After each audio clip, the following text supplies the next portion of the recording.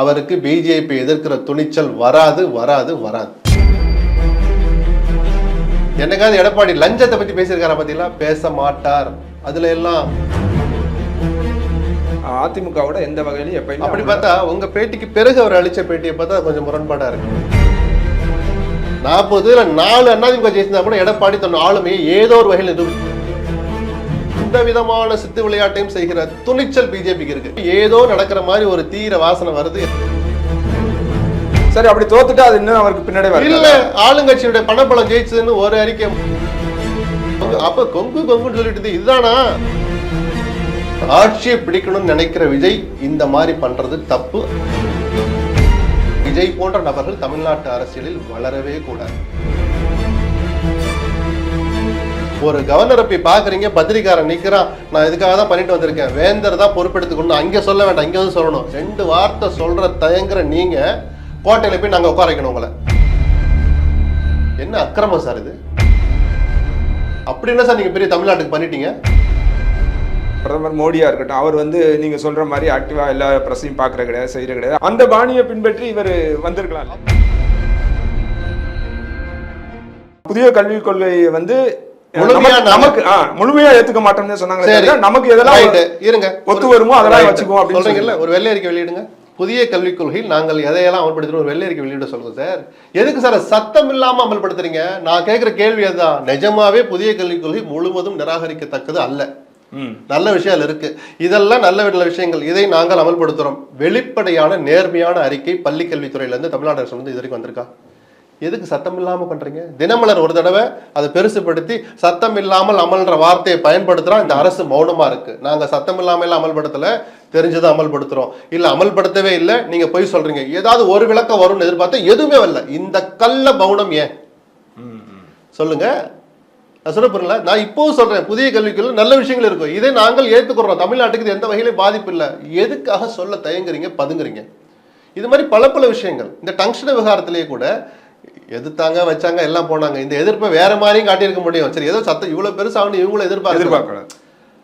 இயல்பா எல்லா ஆட்சியும் நடக்கிறதா சார். என்ன உணர்வு? அப்ப திமுக உணர்வே இல்லைன்னு நினைக்கிறோம். நாம் அதை ஏத்துக்கவே மாட்டேன். தமிழர்கள் உணர்வு, தமிழருடைய உரிமைகளை பாதுகாக்கணும், பறிபோக விடக்கூடாது அப்படின்னு அண்ணா திமுக இருக்கிறத விட திமுகவுக்கு இருக்கு. திமுகவுக்கு இல்லாத நேரங்களில் அண்ணா திமுக இருக்கு. திராவிட இயக்கங்கள் அந்த விஷயத்துல குறையே சொல்ல மாட்டேன்.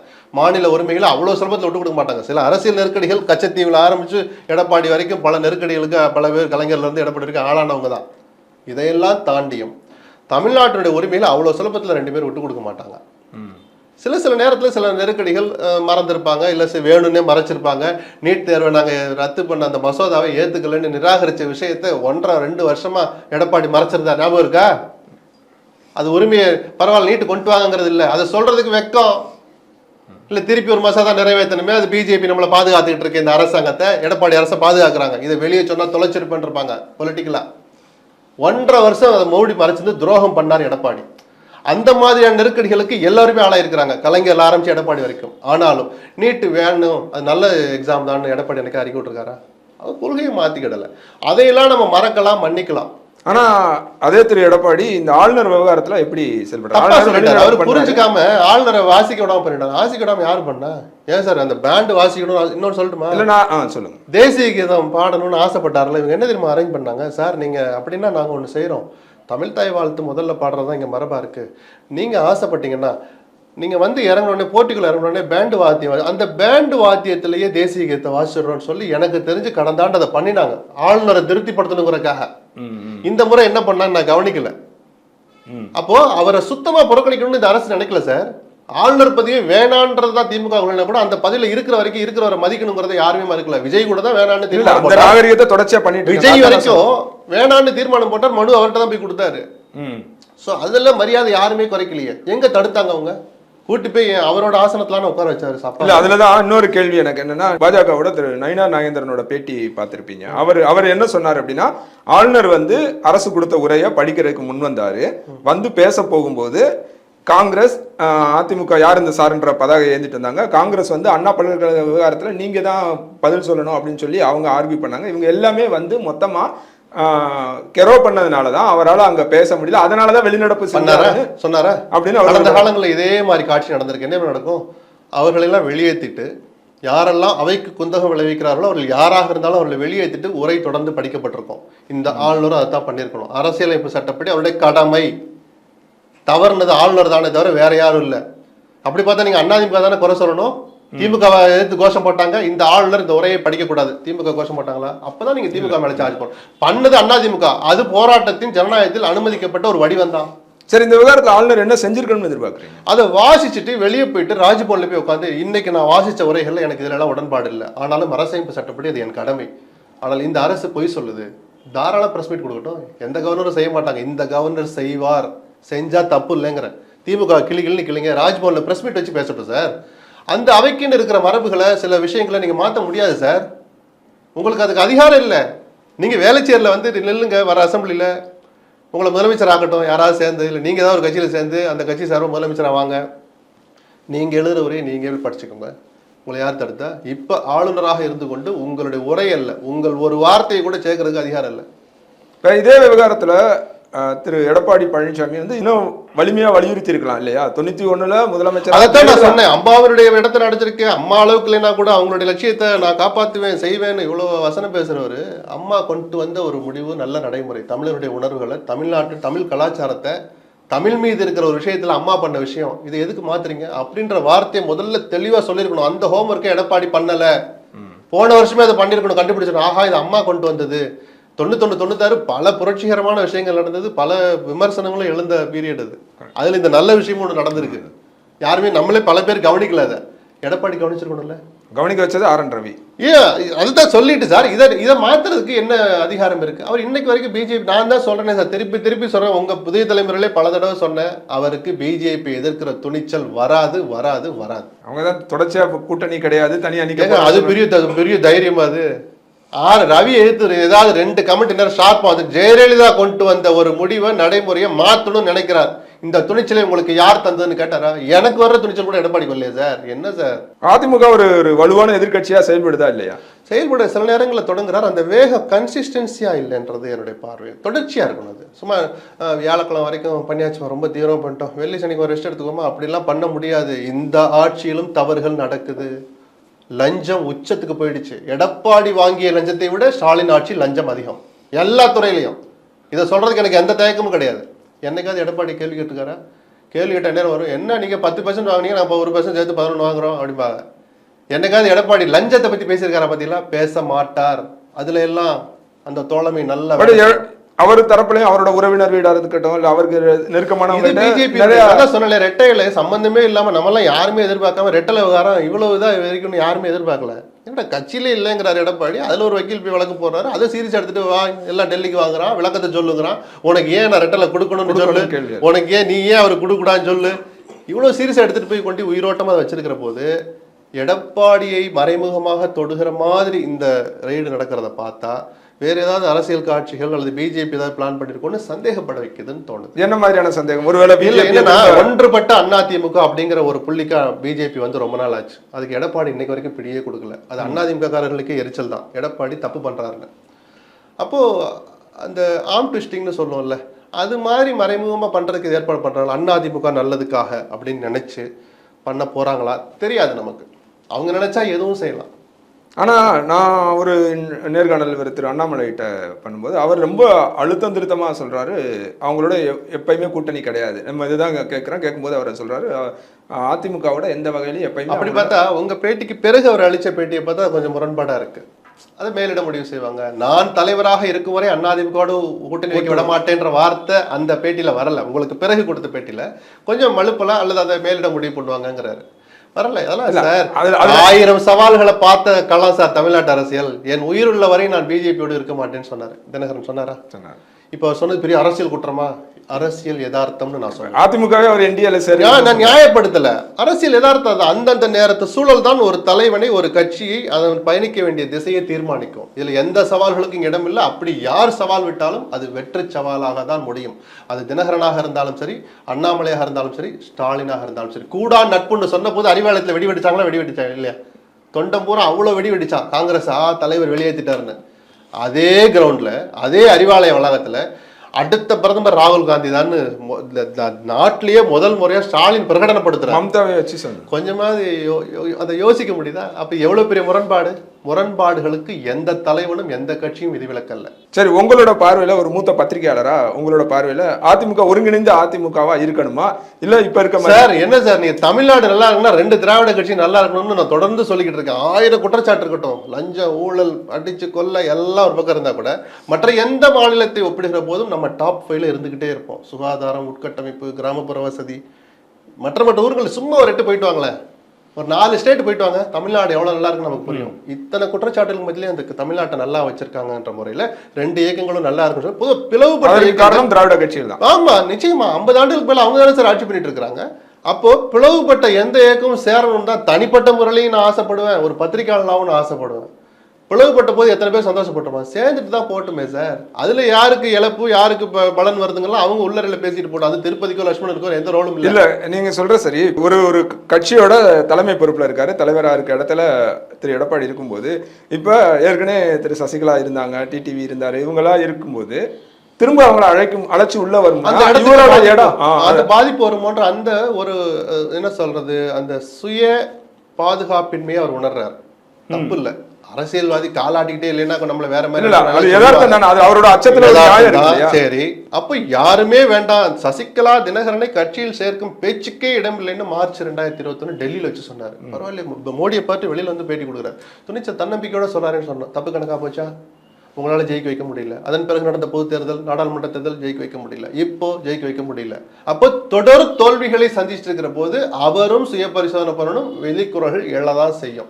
அவர் 4 தொகுதி ஜெயிச்சிருந்தாரு, இன்னைக்கு யாராவது பேசணும் மீயாவும் கூட சத்தம் வந்திருக்காது.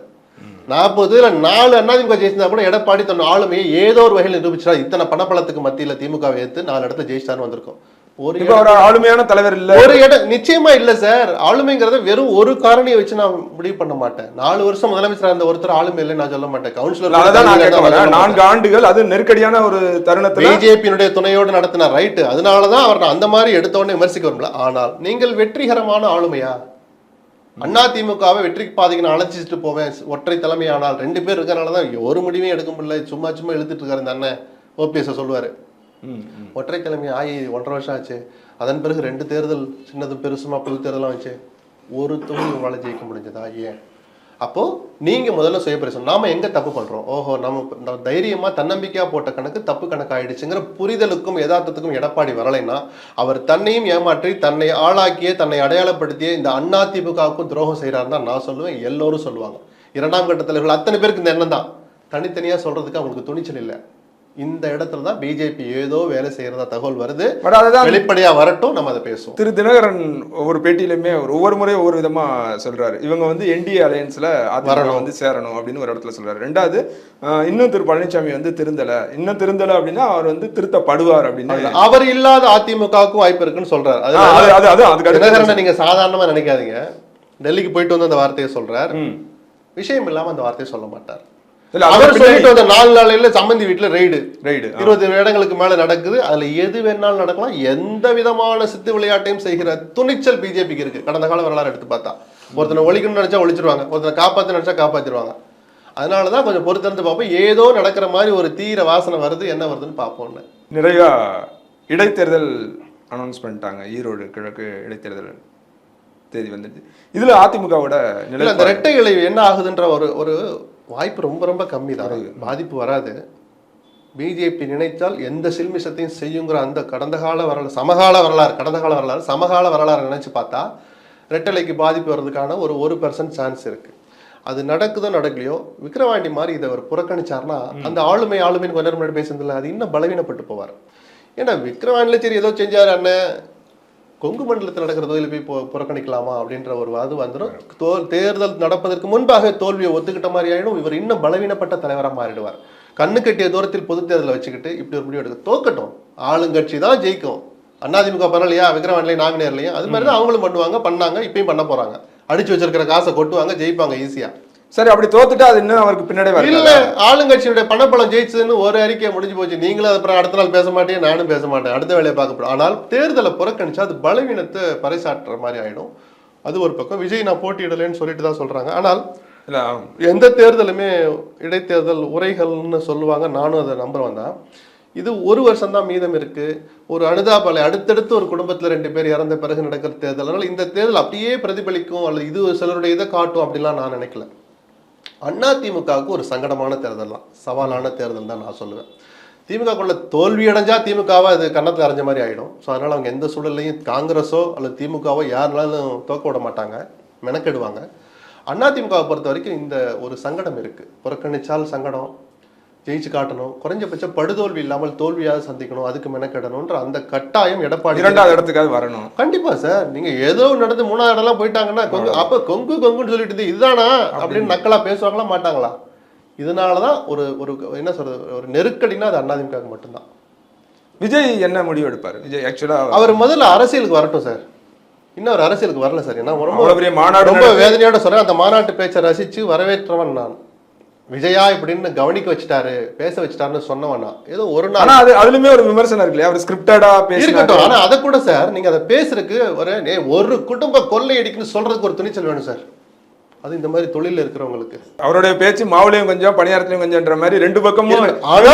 ஆனாலும் அந்த வார்த்தையை சொன்னாரு. அவ்வளவு பேசினாலும் பிஜேபி பத்தி ஒரு வார்த்தை கூட சொல்ல, இந்த விமர்சனங்களா ஒரு பக்கம் இருந்தா கூட முதல் முறையா ஒரு அரசியல் மேடை பொது மேடையில விஜய் துணிச்சலாக தன் கருத்துக்களை சொன்னார் அப்படின்னு ஒற்றை வேலை எடுத்துக்கலாம். நம்ம வரவேற்கணும், அவரை முதல்ல வரவிடுங்கன்னு சொன்னேன். அப்படி வந்த பிறகு ஏன் ஒரு அரசியலுக்கு வரணும்னு சொன்னேன்னா, இன்னும் சினிமாத்தனத்துல இருந்து அவர் வெளியில வரல. துரதிருஷ்டவசமானது. ஆட்சியை பிடிக்கணும்னு நினைக்கிற விஜய் இந்த மாதிரி பண்றது தப்பு, அனுமதிக்கப்படக்கூடாத ஒன்று. இதுதான் உங்க மனநிலை. இந்த மனநிலை நீங்க மாத்திக்க மாட்டீங்கன்னா விஜய் போன்ற நபர்கள் தமிழ்நாட்டு அரசியலில் வளரவே கூடாது. சினிமா நடிகர்கள் மக்கள் ரசிப்பாங்க சார், ஆட்சியில கூட அமர வைப்பாங்க சார். ஆனா சினிமா தனத்தை ஒருபோதும் அவங்க ரசிக்க மாட்டாங்க. அது சொல்ல புரியுதுங்களா? ஒரு கவர்னரை போய் பாக்குறீங்க, பத்திரிக்காரன் நிக்கிறான், நான் இதுக்காக தான் பண்ணிட்டு வந்திருக்கேன், வேந்தர் தான் பொறுப்பெடுத்துக்கணும், அங்க சொல்ல வேண்டாம், இங்க வந்து சொல்லணும். சரி, அதையும் நான் அவர்கிட்டயே சுட்டி காட்டியிருக்கேன், தமிழ்நாடு முதலமைச்சர் தான் பொறுப்பேற்கணும். 2 வரி 2 வார்த்தை சொல்ற தயங்குற நீங்க கோட்டையில போய் நாங்க உட்கார வைக்கணும் உங்களை. என்ன அக்கிரமம் சார் இது? அப்படி என்ன சார் நீங்க பெரிய தமிழ்நாட்டுக்கு பண்ணிட்டீங்க? கேள்வி வரும். நானும் என்னையும் சேர்த்து ஆள போறாரு விஜய். அதனால எனக்கு இதை சொல்ற உரிமை எனக்கு இருக்கு. செயற்குழுன்னு ஒண்ணு கூட்டுறாங்க. மாநாடு முடிஞ்ச பிறகு நடக்கிற முதல் அரசியல் நிகழ்வு. டாடா காமிச்சாரான்னு கூட எனக்கு தெரியல, அப்படியே போயிட்டாரு. பத்திரிகையாளர் சந்திக்கல. அங்கே நம்ம பிஜேபி பேரை சொல்லலைன்னு ஒரு விமர்சனம் வந்துச்சு. இங்கே எனக்கு எந்த தயக்கமும் இல்லை, யாரா இருந்தாலும் தவறு செஞ்சால் நான் கண்டிப்பேன். 2 வாரம் சொல்லிட்டு மீதி எல்லாம் அப்புறம் பேசுவோம் சொல்லிட்டு போயிருக்கணுமா இல்லையா?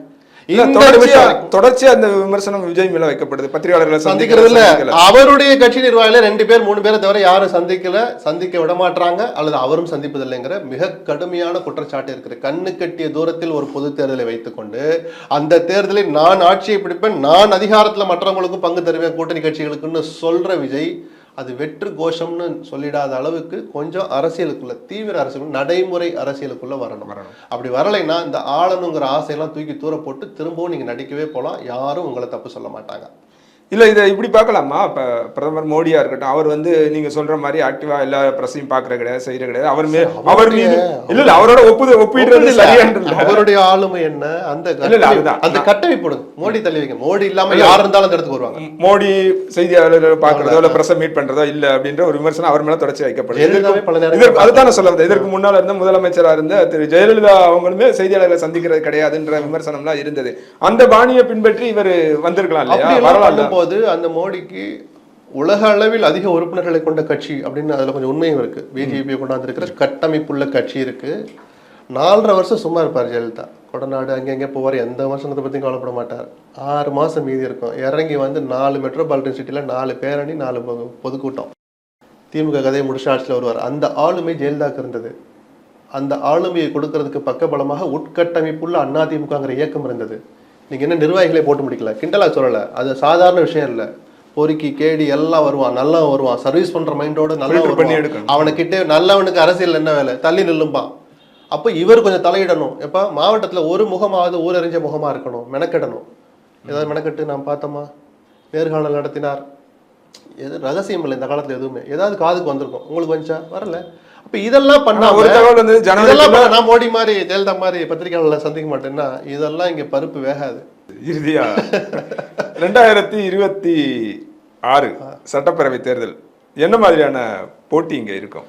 இல்ல அது ரொம்ப டூ ஏர்லி. இது திமுகவுக்கு சவாலா இருக்கும். ஏன்னா அங்கே ஏக்கங்கள், எதிர்பார்ப்புகள், கனவுகள் திரைமறைவு காய் நகர்த்தல்கள் அதிகமாயிடுச்சு திமுக தோழமை கட்சிகள் மத்தியிலே. காங்கிரஸ் தொடங்கி கம்யூனிஸ்டுகள் வேல்முருகன் வரைக்கும் எல்லாரும் கடுப்புல உச்சத்துல இருக்கிறாங்க. திமுக கூட்டணியே சுயநலத்திலையும் காரணம்னு நான் சொல்லிட்டேன். ஸோ இந்த வடிவத்திலேயே அதை தொடரச் செய்வது ஸ்டாலினுக்கு மிக சவாலான காரியம். ஒவ்வொரு முறையும் சவாலான காரியம் தான். ஒரு முறையும் சமாளிச்சார், ஜெயிச்சு காமிச்சார். இந்த முறை அது கொஞ்சம் அதிகமா இருக்கும். ஏன்னா ஆப்ஷன் வந்துடுச்சு. மதவாத சக்தியை விட்டு பிரிந்து வந்திருக்கிற அதிமுக வந்திருக்கு. ஒவ்வொரு வீட்டுக்குள்ளேயும் ஒரு நடிகன் என்கிற முறையில் ஊடுருவி இருக்கிற விஜய் தனியாக கட்சி ஆரம்பிச்சிட்டார். விஜயனுடைய விமர்சனங்கள்லாம் தனி ஆப்ஷன் நான் சொல்றேன் இருக்கு. ஏதோ நீங்க மட்டும் தான் மதவாதத்தை இருக்கிற மாதிரி நினைக்காதீங்க. விஜய் திரைமறைவில் பிஜேபியோட சப்போர்ட்டரா இருக்கலாம், மைல்டா ஒரு மனப்போக்க கொண்டிருக்கலாம். பிஜேபியோட கூட்டணிக்கு போகாத வரைக்கும் விஜயும் மத சார்பற்ற சக்தி தான். நிச்சயமா ஒரு கம்யூனிஸ்டோ விடுதலை சிறுத்தையில போய் சேரல, எந்த தயக்கமும் இல்லை. பாட்டாளி ஒரு வதந்தி இருக்கு, அதிமுக, பாட்டாளி மக்கள் கட்சி, விஜய் இந்த 3 பேரும் சேர்ந்து பேசி முடிச்சிட்டதாவே ஒரு தகவல் இருக்கு. வதந்தினே இல்ல, நானுமே கேள்விப்பட்டேன். அவங்க பேசிக்கிட்டு இருக்காங்கன்ற இருக்கட்டும். அளவுல இது நடக்குதுன்னா ஜெயிச்சிருவாங்கன்றத விட அடுத்து திமுகக்கு மிக நிச்சயமா ஒரு த்ரெட் இது. காங்கிரஸையும் கூப்பிடுறாங்க. நீங்க நினைச்சிட்டு இருக்க காலம்புறம் அவங்களுக்கு அடிமை சாசனம் எழுதி கொடுத்துட்டாங்கன்னு உஷாரா தான் இருக்கணும். அவங்களை கூப்பிட்டு பேசணும். இந்த ஆட்சியில் என்ன தப்பு நடக்குன்னு பார்க்கணும். நாம என்ன செஞ்சோன்னு நீங்க மேடை தோறும் பேசுறீங்க, நாம் என்ன செய்ய தவறினோன்னு ஸ்டாலின் யோசிக்க வேண்டிய கட்டாயம் வந்திருக்கு. இதெல்லாம் பண்ணி வச்சு பார்த்தா நான் ஈரோடு இடைத்தேர்தல் எப்படி அதிமுகவுக்கு ஒரு நெருக்கடியோ அது போல 2026 கூட்டணியை தக்க வைப்பது திமுகவுக்கு தான் பெரிய நெருக்கடி. அதிமுக இழக்கிறதுக்கு எதுவுமே இல்லை. எந்த கட்சி வந்தாலும் அந்த கூட்டணி வலுவாகிற கூட்டணி தான், வலுப்படுத்திட்டு இருக்க கூட்டணின்னு சொல்லிட்டு போயிடுவாங்க. ஏற்கனவே எல்லாம் இழந்து நிற்கிறாங்க அவங்க. தேமுதிக தவிர யாருமே இல்லையே. சோ பாட்டாளி மக்கள் கட்சியே, விடுதலை சிறுத்தைகளை அப்படியே யார் வந்தாலும் அவங்களுக்கு லாபம் தான், இழக்க எதுவும் இல்லை. ஆனால் திமுக இழப்பதற்கு மிகப்பெரிய விஷயம் காத்திருக்கு. அந்த வகையில அவங்களுக்கு தான் நெருக்கடின்னு நான் சொல்லுவேன். அப்ப என்ன அடிப்படையில 200 இடங்கள்ல வெற்றி பெறுவோம், அதுக்கான இந்த கூட்டணி அப்படி நீடிக்குங்கிற அடிப்படையில் அதை சொல்லுகிற போதெல்லாம் எல்லாரும் மேடையில் ஒன்னா இருந்தாங்க. காஞ்சிபுரத்துல இருந்தாங்க, EVKS படத்தை திறக்கிற போது இருந்தாங்க. அவங்களெல்லாம் முடிச்சு வச்சுட்டு திமுக செயற்குள்ள தொண்டர்களை உற்சாகப்படுத்துறதுக்கு அதை சொன்னாங்க. கூட்டணி தொடருங்கிற நம்பிக்கையில சொல்றேன். இப்பவே அந்த சலசலப்பு வந்துருச்சு இல்லையா? CPMல இருந்து வந்திருக்கு சலசலப்பு வந்துருச்சு. அதுக்காக இந்த கூட்டணி உடைஞ்சிரும்லாம் நினைக்காதீங்க. யாருக்கும் வெக்கம் இல்லை. இதெல்லாம் மறந்துட்டு திருப்பி மதவாத சக்தியை ஒழிப்பதற்கு திமுக தலைமையில் திரள்வதுதான் ஒரே வாய்ப்புன்னு சொல்லிட்டு கோஷம் போட்டு எல்லாம் இப்படி கையெழுத்துக்குவாங்க. தப்பு கிடையாது. இதெல்லாம் பார்த்த களம் தான் தமிழ்நாட்டு அரசியல் களம். ஸோ இப்பவே உடைஞ்சிரும், மார்க்சிஸ்ட் பார்த்தீங்களா, விடுதலை சிறுத்தைகள் பார்த்தீங்களா அப்படின்லாம் சொல்லிட்டு இருக்கும்போதே எல்லாம் திருப்பி ஒரே மேல தான் நிற்கிறாங்க. உடனே மூஞ்சியை முறுக்கிட்டு போன அவசியம் இல்லை. எதுவும் சாத்தியம். இவர்கள் எல்லாத்தையும் மறந்துட்டு ஒரு அணியில இருக்கலாம், இல்லை இந்த அணி உடையலாம். இன்னும் எவ்வளவோ காலம் இருக்கு. கண்ணு கட்டிய தூரம்னு சொன்னது அது ஒரு பார்வை. இந்த மாதிரி கூட்டணியில முடிவு செய்யறதுக்கு இன்னும் காலம் இருக்கு. ஒரு நாள் ராத்திரியில இங்க வரேன்னு சொல்லிட்டு அங்கிட்டு போய் நின்ன காட்சியெல்லாம் போய் பார்க்கல. அதெல்லாம் நிறைய அதுல முதலமைச்சர் ஸ்டாலின் அதை கொஞ்சம் நல்ல சாமர்த்தியமாவே தோழமை கட்சிகளை அணுகிறாரு அப்படின்னு வாழ்த்துக்களை சொல்லுவோம். வாழ்த்துக்கள். இந்த கூட்டணி நல்லா தக்க வச்சுக்கோங்க, ஜெயிச்சுவாங்க. எல்லாருக்கும் சொல்ற வாழ்த்து, ஸ்டாலினுக்கு சொல்ற நமக்கு என்ன தயக்கம் இருக்கு? அது சாத்தியமா, எவ்வளவு தூரம் அந்த சாமர்த்தியத்தை கூட்டணி கட்சிகள் மதிக்கிறாங்க, ஒத்துழைக்கிறாங்கிறத பொறுத்திருந்து பார்ப்போம்னு சொன்னேன். என்ன நடக்கும்ன்றத காலம் தீர்மானிக்கட்டும். உங்க நேரத்திற்கும் கருத்து பகிர்வுக்கும் மிக்க நன்றி. நன்றி.